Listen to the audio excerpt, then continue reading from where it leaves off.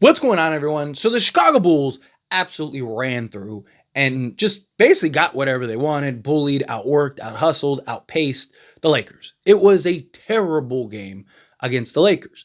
But the Lakers have had their struggles against the kind of quicker, up and down pace, fast break teams, especially when you turn the ball over 21 times. That doesn't help when a team just wants to outgun you the entire time and they're just trying to sprint up and down the court as many times as possible, just testing your cardio. Well, the Lakers gave them everything they wanted and ran through it. Now, obviously, if the Lakers would have done a much, much, much better job of taking care of the basketball, game might have not gotten out of hand as much as it did, because they also had like 20 points off of like turnovers, which is not great.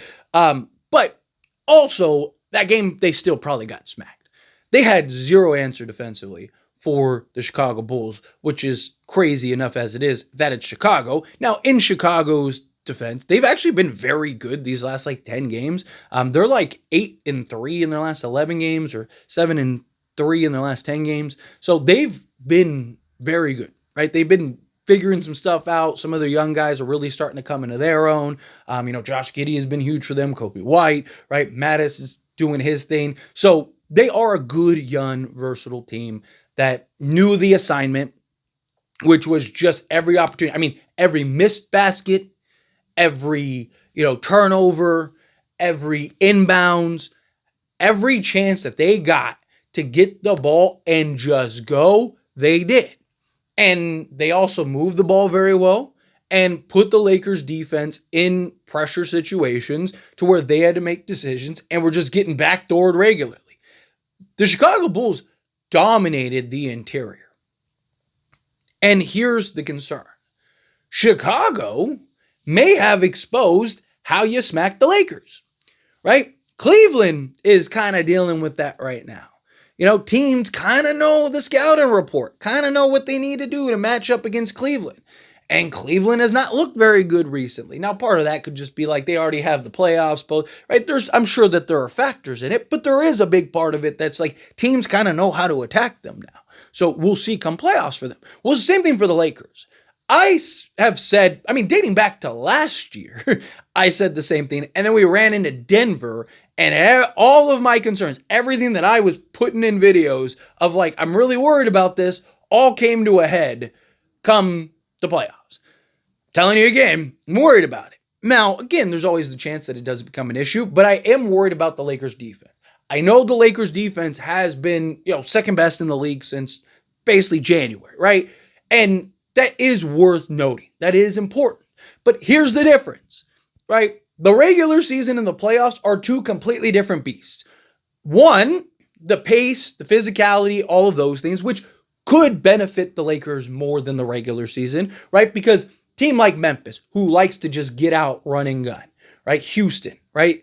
Those teams, usually you see struggle come the playoffs because they're not able to push the pace in the playoffs like they are in the regular season. The game is also more physical, right? So they're not getting the little tic-tac stuff, right? They're not like the game kind of shifts, right? So with that, I do think that the Lakers, there is the potential for benefit, but there's also the risk of teams know, okay, they have no interior presence, so attack the inside, attack the paint as regularly and as often as physically possible, and just push the pace as every opportunity that you have.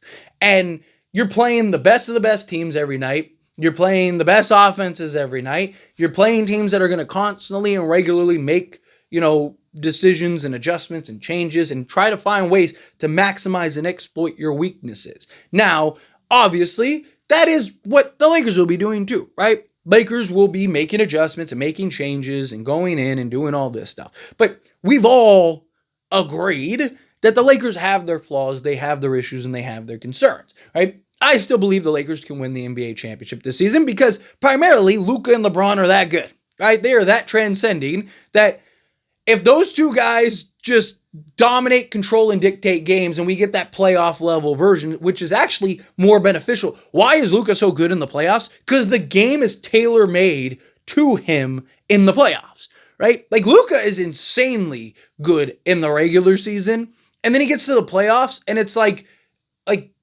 otherworldly. You're just like, how is this guy single-handedly beating, the top teams in the league every year? How? Because the game is designed for him, right? Slows down, a lot more half-court pace. Defenses are very concerned about closing and hitting hard on the three-point shot while protecting the paint. And Luka kind of operates in that 15 range, right? So he gets to exploit. It's easier for him to exploit those teams. So Lakers are obviously going to mask it, do their best to mask things and exploit the opposing teams, liabilities as well, as teams are going to be trying to do that for the Lakers. And in a lot of ways, it's just what team is better at doing that. What team is better at masking their flaws and exploiting the opposing team's weaknesses.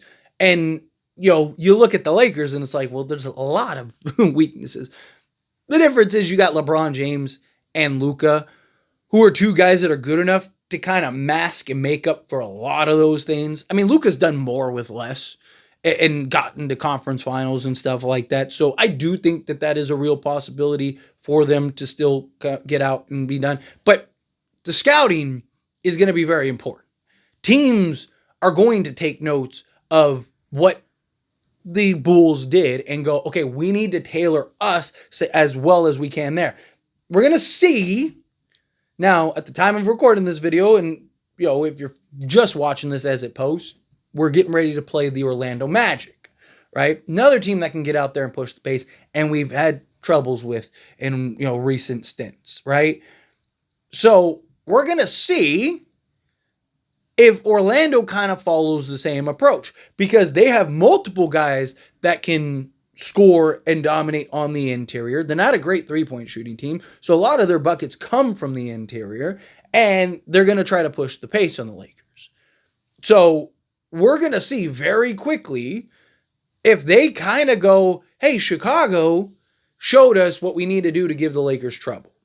And how the Lakers struggled to defend. Because usually what was happening before, right, literally the last 2 years, teams were just jacking up threes on the Lakers.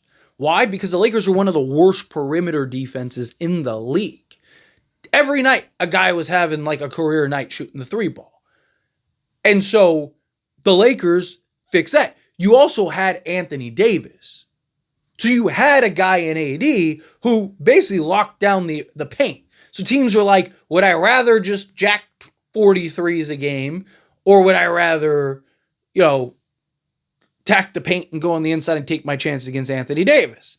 Teams decided to shoot a bunch of threes, right? Now, don't get me wrong, Chicago shot a bunch of threes, and Chicago hit a bunch. They shot 46% from three on 41 attempts, right? They shot a lot of threes too. But the Lakers' problem was the interior, and then Chicago just blitzing them the entirety of the game. Other teams are going to try to do that, especially now that you don't have Anthony Davis, right? Lakers were really good defensively because they had Dorian Finney-Smith and Gabe Vincent and Jared Vanderbilt and Jordan Goodwin and all these guys that were able to defend, move their feet well, be versatile. Even Jackson Hayes is good at defending in the pick and roll and can even switch out on the perimeter and stuff like that. So the Lakers were able to better defend the perimeter, right? Have guys, saw a lot of switching, a lot of guys, a lot of rotations on the defensive side of things. Well, teams, now that they saw Chicago basically just run everything inside, kind of inside out game, and then push the pace. I'm curious to see how many teams kind of do the same and follow suit of hey, because it wasn't just Nikola Vucevic where you're just yeah, but that guy's one of the best on block post scorers in the league. No, Zach Collins was killing them, right? Zach Collins was doing some damage to them, right? Teams are going to look at that and go, okay, that's how we beat the Lakers, right? Lakers don't have that interior presence no more. They don't have that interior defender no more, right? So instead of us jacking up a bunch of threes, let's work it on the inside. Now the Lakers have to collapse and adjust and make that adjustment. That now opens up the three-point shot. And what happened in the Bulls game, right? They started off going on the inside, pushing the pace, right? Obviously, you had Kobe White who started off hot, but then what happened? Lakers tried to make the adjustment, tried to kind of protect the paint more because they were getting killed on the inside, and then they just started jacking up threes every possession, in transition, off the dribble, everything. And just all of a sudden it started raining.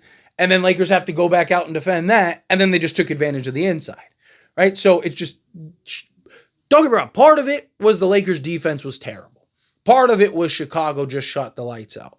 Part of it is a lot of the concerns that I've had for the Lakers all season long. And I've talked about it all season long, and again, you don't, it's not a concern during the regular season, right? You can win a lot of games just on pure talent and hustle and just scoring, right? I mean, again, Denver won a championship in like a dominant fashion, like an insanely dominant fashion. And they were 15th in defense and second worst in the playoffs, right? So again, you can win, right, if you can just outscore and outpace your opponent. But that's easier to do in the regular season than it is in the postseason.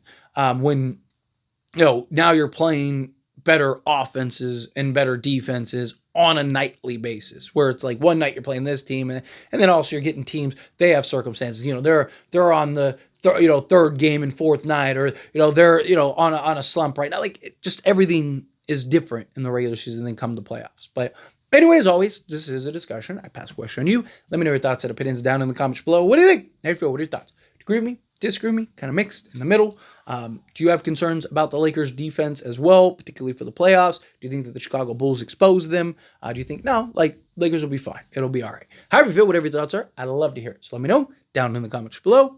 That being said, if you haven't liked this video, hit that like button. Helps me a lot. If you enjoy these types of videos, truly appreciate it. Not subscribe channel, hit that subscribe button. Turn on the bell notifications. Appreciate y'all. See you in the next one. Thank you.